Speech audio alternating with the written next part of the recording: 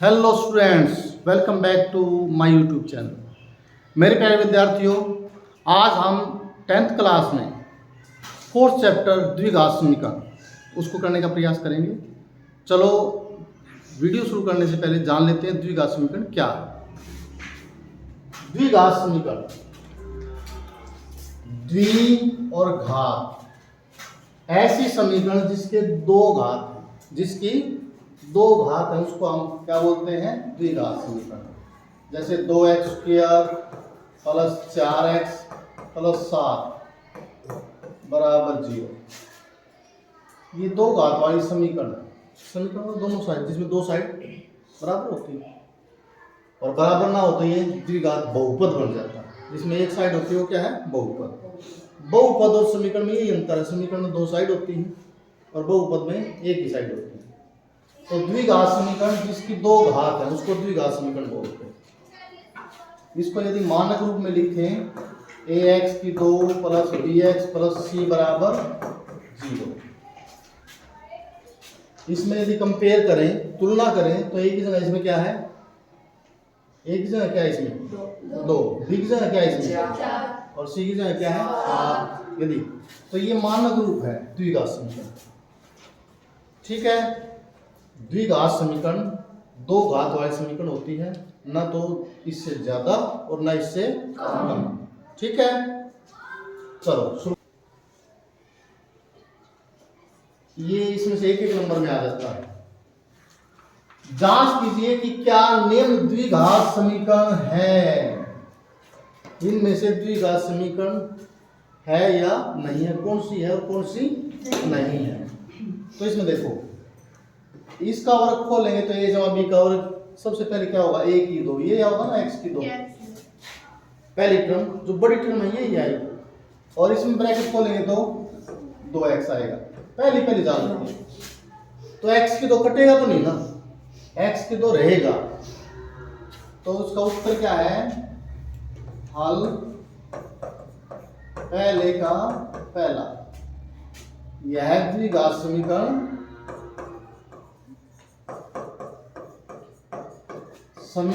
है। तो पहली तो है, हाँ, द्विघात समीकरण लिख दो ऐसे। क्योंकि x² यानी कि x की 2 इसमें रहेगा। जिसमें ना रहे या बड़ी डिग्री आ जाए वो द्विघात समीकरण नहीं। मैंने पहले बताया था, ऐसी समीकरण जिसमें दो घात हो उसको द्विघात समीकरण बोलते हैं। सेकंड देखो, x² है यहाँ और यहाँ ब्रैकेट खोलेंगे, यहाँ तो x ही आएगा, स्क्वायर तो नहीं है, स्क्वायर इसमें रहेगा ना। तो ये द्विघात समीकरण है। हाँ, यह द्विघात समीकरण, यहाँ लिखो हाँ यह द्विघात समीकरण है। पहले का दूसरा क्या है उसमें लिखोगे हाँ यह द्विघात समीकरण है। तीसरा देखो, तीसरा पार्ट। इसमें x ब्रैकेट खोलोगे तो x की x से गुणा करोगे, क्या होगा? x की 2। सबसे पहली डिग्री आएगी, बड़ी डिग्री। इसमें क्या आएगी? x की 2 आएगी। x की 2 दोनों तरफ से कट जाएगा, x² नहीं बचेगा ना। तो ये द्विघात समीकरण नहीं है। जब दो ही घात नहीं बचेगी तो द्विघात समीकरण नहीं है। नहीं, यह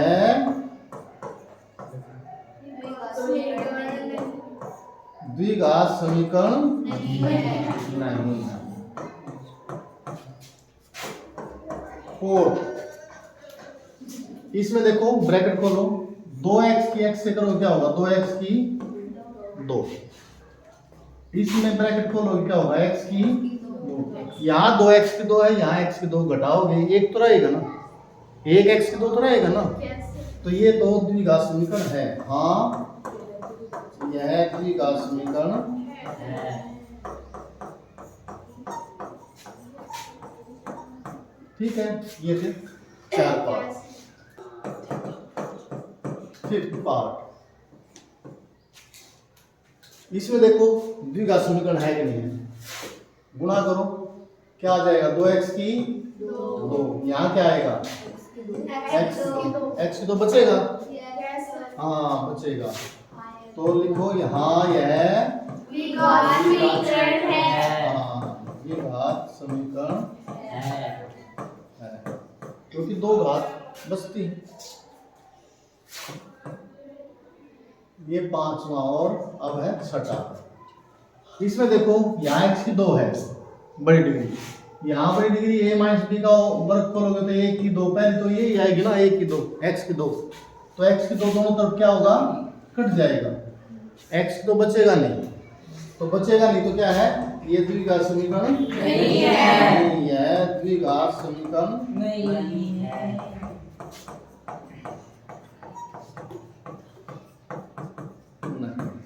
क्योंकि दो घात बचती ही नहीं। इसमें a जमा b की 3, अब इसमें हम पहले का 7वां भाग यहां करके दिखाएंगे, x प्लस 2 क्यूब बराबर 2x, x की 2, क्योंकि यहाँ तो क्यूब है, क्यूब में तुम्हें पता नहीं चलेगा कि दो घात बचती है या नहीं बचती। a जमा b का घन, a की 3 जमा b की 3 जमा 3 गुणा a गुणा b, और a ब्रैकेट में जमा b, ये फार्मूला ना 9th में किया आपने।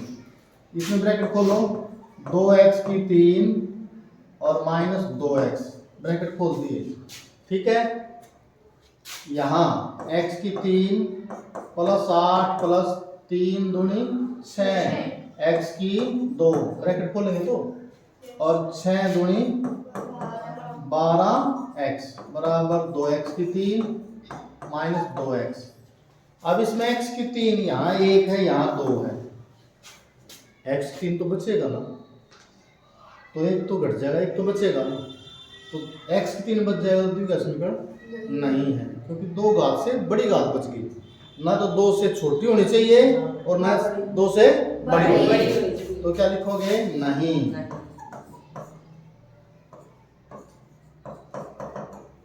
नहीं, यह द्विघात समीकरण नहीं है, ठीक है। और 8वां पार्ट, फर्स्ट का 8th पार्ट, इसमें देखो x की 3 है, यहाँ भी a माइनस बी की 3 करोगे, पहली टर्म क्या आएगी, x की 3, ऐसी आएगी ना x की 3, तो x की 3 कैंसिल हो जाएगा। एक बार खोल के देखो इसको भी ब्रैकेट खोल के देखो, इसको नहीं करते,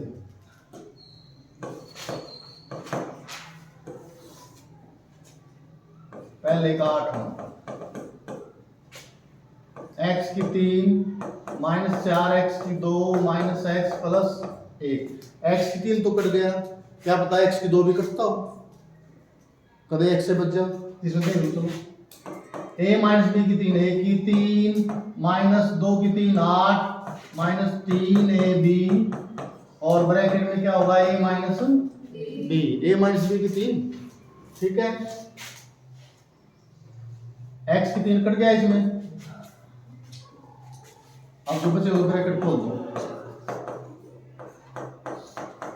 3 दूनी 6 माइनस के 6x की 2, और माइनस माइनस प्लस 6 दूनी 12x।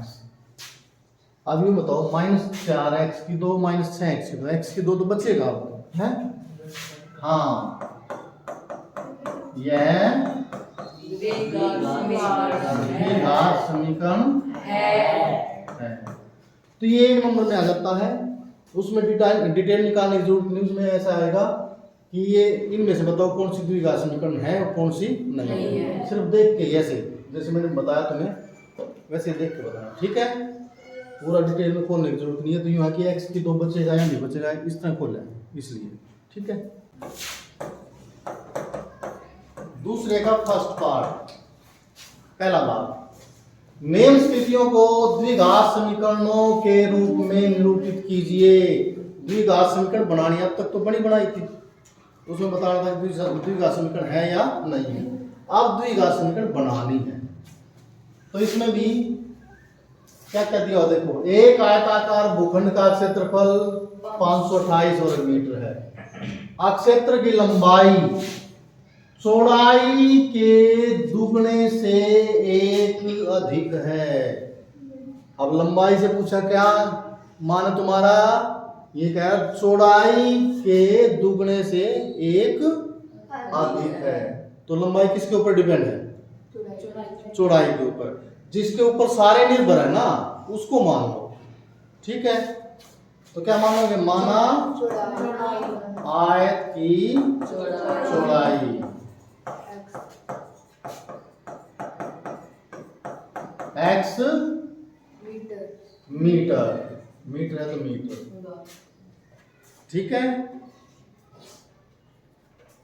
अब जैसे ये कहूँ इसके अशोक वाला, ये क्या नाम इसका? हाँ, जैसे मैं कहूँ अरमान के पास तेरे पास कितने पैसे हैं, यूँ कहूँ मेरे पास उस साहिल से दुगने हैं, तो इसमें तो अपना पल्ला झाड़ लिया भाई, साहिल के देखो पहले तो कितने हैं, उसके दुगने कर लेंगे, इसके पता चल जाएगा। तो जिसके ऊपर डिपेंड है पहले उसको, उसके मानो, उसको देखो। तो ये चौड़ाई के ऊपर डिपेंड है, पहले चौड़ाई को देखो, चौड़ाई को मानो x, ठीक है। अब लंबाई कितनी होगी फिर? है लंबाई के को है चौड़ाई के दुगने से एक ज्यादा। चौड़ाई का क्या है? दुगना कर दो, 2x हो गया, और उससे एक ज्यादा हो रहा है। ये बात समझना ही बताओ। लंबाई चौड़ाई के दुगने से एक ज्यादा, दोनों आज मान लो दोनों। अब आयत का क्षेत्रफल क्या दे रखा है? 500 वर्ग मीटर। जिसका मान दे रखा है उसको सूत्र के बराबर बताई दे ना, जब तुम छोटे छोटे तो बताई दे मैंने। हाँ, तो आप आयत का क्षेत्रफल क्या होता है? लंबाई गुणा चौड़ाई। हाँ, ये सूत्र के बराबर है इसको। जिसका मान दे रखे, कई मैंने 9th में बता रहा, जिसका मान दे रखे उसको सूत्र के बराबर, ठीक है। जब तुम बूढ़े होगे जब भी पूछूंगा, जिसका मान दे रखे उसको सूत्र के बराबर। लंबाई कितनी है? 2x plus 1। चौड़ाई कितनी है? और ये 528। ब्रैकेट खोल दो, x की दोनों से करो, 2x की 2, x किससे करो? x, और माइनस को इधर ले आओ। ये द्विघात समीकरण बन गई ना? ठीक है। तो द्विघात समीकरण ही बनानी थी। अब दूसरे का हाँ दूसरा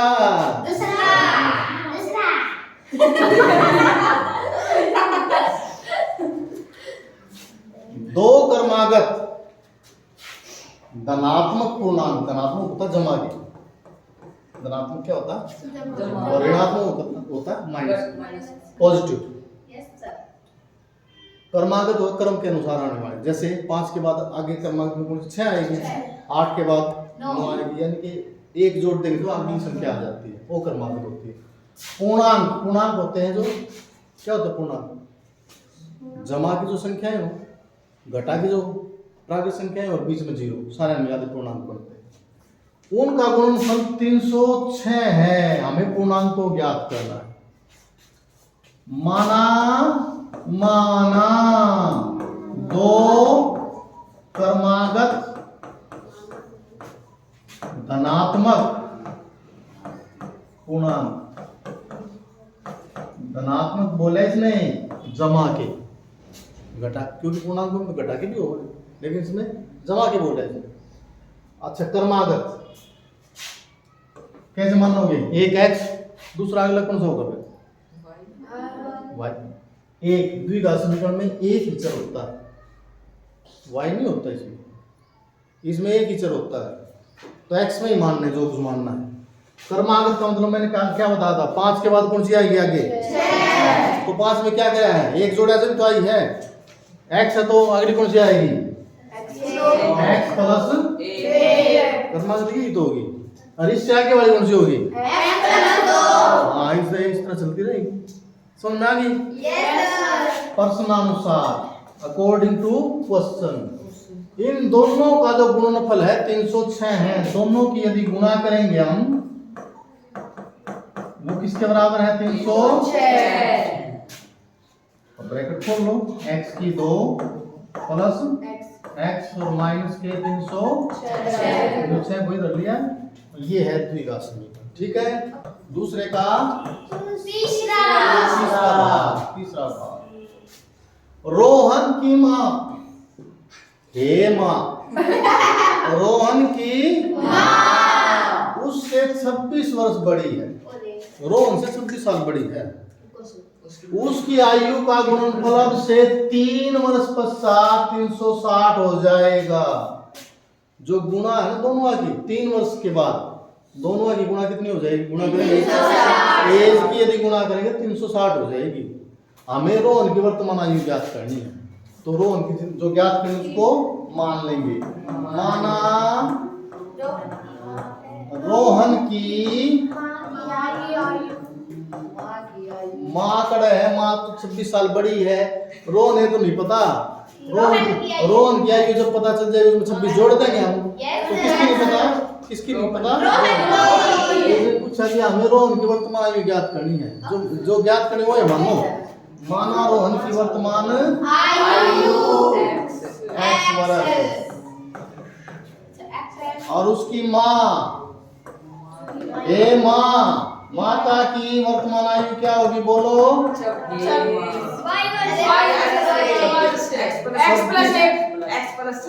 x प्लस 26, ये 26 साल बड़ी है। रोहन से 26 साल बड़ी, बड़ी का मतलब जोड़ दो इसमें। जैसे रोहन 10 साल का है, उसकी माँ कितनी होगी? 36 साल की। 26 साल बड़ी है। रोहन 20 साल का, उसकी माँ 46 साल की। समझ में आ गई ना? 26 साल जोड़ दो उसमें प्रश्नानुसार। अब यूं बताओ, अब उसने कहा है अब से 3 वर्ष पश्चात 360 हो जाएगी। अब दोनों की आयु 3 वर्ष बाद निकालेंगे। 3 वर्ष बाद रोहन की आयु, रोहन की आयु कितनी है? x plus 3। बाद के जैसे तुम 10 साल के हो, 3 साल बाद कितने हो? 13 साल। 10 और 3 जोड़ा है ना तुमने। अब रोहन x है, 3 साल बाद कितना हो जाएगा? x plus 3। और उसकी माँ कितने साल की हो जाएगी? 3 वर्ष बाद माता की आयु। अब माता की वर्तमान में यह है ना, उसमें 3 और जोड़ दो, कितनी हो जाएगी? ये आ जाएगा x प्लस 29। x में मत छोड़ो क्योंकि रोहन से बड़ी है ना यार, रोहन को मत छोड़ो। रोहन तो उसका बेटा है।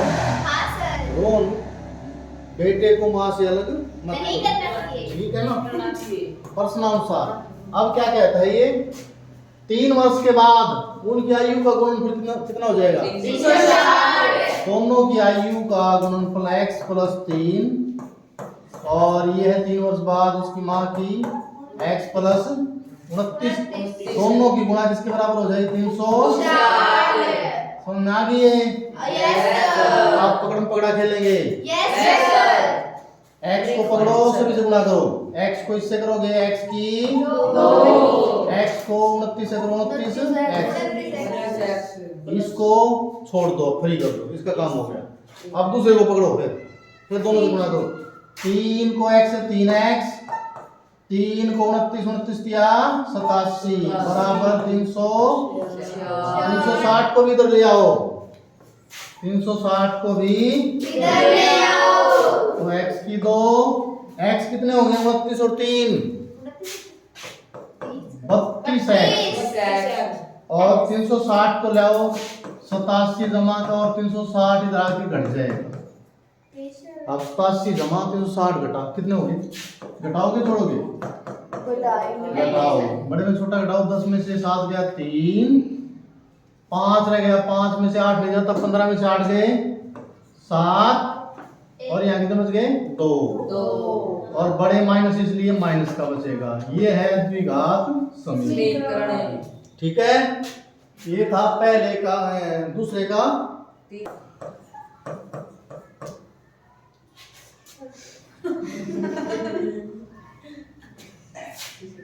हाँ, एक रेलगाड़ी। देखो ऐसा क्वेश्चन पेपर में आता है। Yes, sir. वैसे पे सवाल आएंगे आगे, लेकिन इंपॉर्टेंट टाइप है। ये समीकरण कैसे बनती है इसको ध्यान से देखना।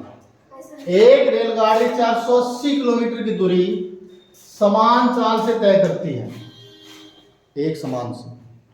यदि इसकी चाल 8 किलोमीटर प्रति घंटा कम होती तो वह उसकी दूरी उसी दूरी को तय करने में 3 घंटे अधिक समय लेती।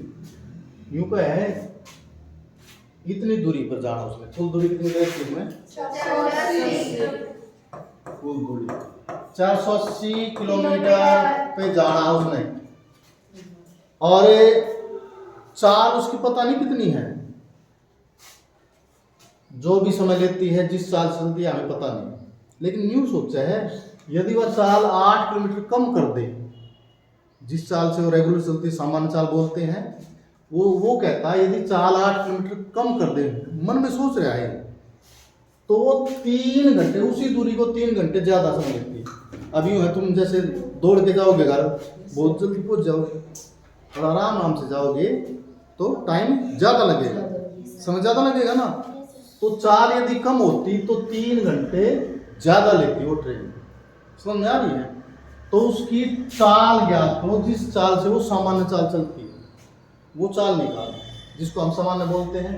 अब जैसे रेलगाड़ी है या हवाई जहाज है, उनकी चाल फिक्स होती है, भाई इस चाल से चलेंगे। जैसे हम रेलवे स्टेशन पे देखते हैं गाड़ी नंबर इस टाइम पे यहाँ आएगी, पहुंचने की संभावना, उनका टाइम होता है फिक्स। और ये थोड़ा है ड्राइवर को कभी चौथा गियर लगाया, कभी 5वां गियर लगाया, वो ऐसे नहीं होता है। तो उसमें वो फिर है ना, यदि वो धीरे चलेगी तो आगे जो सवारी वो इंतजार करेगी, यदि तेज चलेगी तो जो आने वाली इतने बजे पहुंचेगी वो सवारी नहीं पहुंच पाएगी, क्योंकि टाइम देख रही है इस टाइम आवे गाड़ी, और आराम से घर से चलेंगे। अब ड्राइवर ने देखा, ड्राइवर ने 5वां गियर बाहर क्या है और ले गया तो उड़ा गए, ऐसा नहीं होगा है। वो सामान्य चाल चलती है, गाड़ी की सामान्य चाल होती है, ठीक है। तो वो हम मान लेंगे कौन सी चाल है, क्योंकि ड्राइवर को कह रहा है इस चाल से चलना तुम, चाहे वो रेलगाड़ी का हो चाहे वो हवाई जहाज, उनको उनके ऊपर पाबंदी होती है, ठीक है। तो ये बनो ना ड्राइवर, यूं ना कि बाइक ऐसे ऐसे नहीं कर, आराम से। तो मानेंगे, माना रेलगाड़ी की सामान्य चाल जिस चाल से रेगुलर चलती है वो है x किलोमीटर प्रति घंटा। समझ में आ गई? जो चाल निकालनी है, ज्ञात करनी है, वो है x। अब उसमें कमी कर दी, कमी करने पर रेलगाड़ी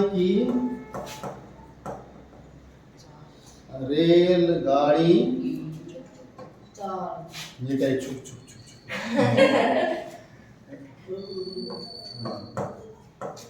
रेलगाड़ी की चाल पहले x थी, 8 कम कर दिया, -8 होगी। आज 8 कम कर रखी है, असहमत कम कर रखी है, आराम से चढ़ जाइए। हाँ, प्रश्नानुसार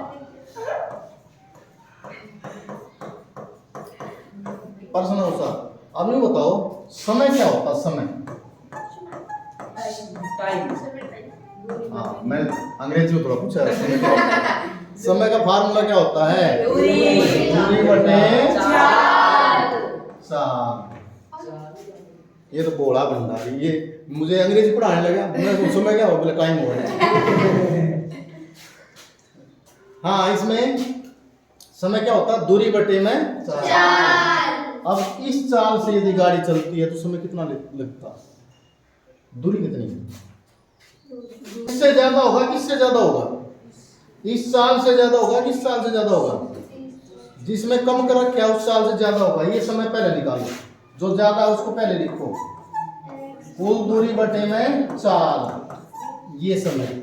और दूसरा जो पहले वाला समय वो कितना है? कुल दूरी बटे चाल, ये है ना पहले वाला। ये 3 घंटे ज्यादा है इससे, यानी कि दोनों को घटाएंगे तो किसके बराबर आ जाएगा? 3 या लाइन समझ में आ गई तुम्हें? या लाइन देखो, आज स्पीड कम कर रखी है तो समय कितना है? कुल दूरी बटे में 4, इस 4 से चल रही गाड़ी, यो समय है। और पहले कितना होता था? कुल दूरी तो वही है बट इस 4 चलते हैं, पहले वाला समय ये है। यो जो समय है इससे आज 3 घंटे ज्यादा है, 3 घंटे अधिक और दोनों का अंतर है 3 घंटे। ये समझ में आ गई? Yes sir. ये सवाल आगे फिर पूछूंगा, यही चीजें गाड़ी फिर चलाऊंगा यस सर। हैं? नहीं बोले तो गाड़ी में बिठा के भेज दूंगा तुम भी। हाँ हाँ, क्लास में फिर 9th क्लास में भेज दूंगा मैं गाड़ी में बिठा के। हाँ, तो इसमें देखो तुम क्या होगा? 1x और x माइनस एक्स 8 सारे अलग अलग हैं तो सारे की गुणा करके लिखो। तो ये हो गया ना, इसमें इससे मिलाओ यानी कि इसको इससे भाग करो।